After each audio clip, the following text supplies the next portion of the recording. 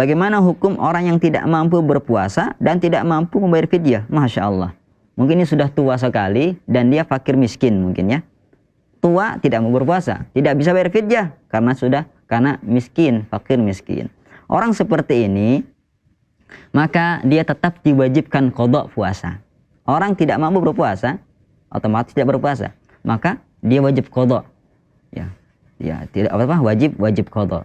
Tapi kalau dia bertahun-tahun tidak bisa juga karena sakit misalkan, udah sakit, kemudian fakir, bagaimana ini? Kita lihat sakitnya.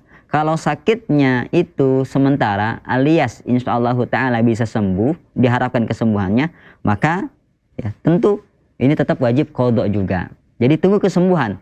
Tapi kalau sakitnya sudah menahun-nahun tidak diharapkan kesembuhannya, justru makin parah itu, dia kayaknya udah tinggal hitung hari mungkin kan, maka di sini dia membayar fidyah. Tapi nggak mampu Ustaz. Kalau tidak bayar mampu fidyah, maka orang lain yang bayarkan.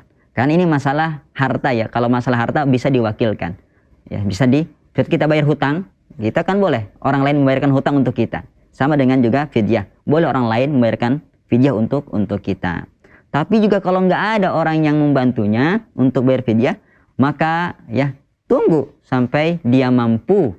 Kalau nggak mampu juga dan akhirnya meninggal dunia, maka ya la yukallifullahu nafsan illa wus'aha. Tidak diwajibkan dia qada, tidak diwajibkan dia fidyah. Jadi Allah SWT ya tidak membebankan kepada hambanya kecuali apa yang dia mampu.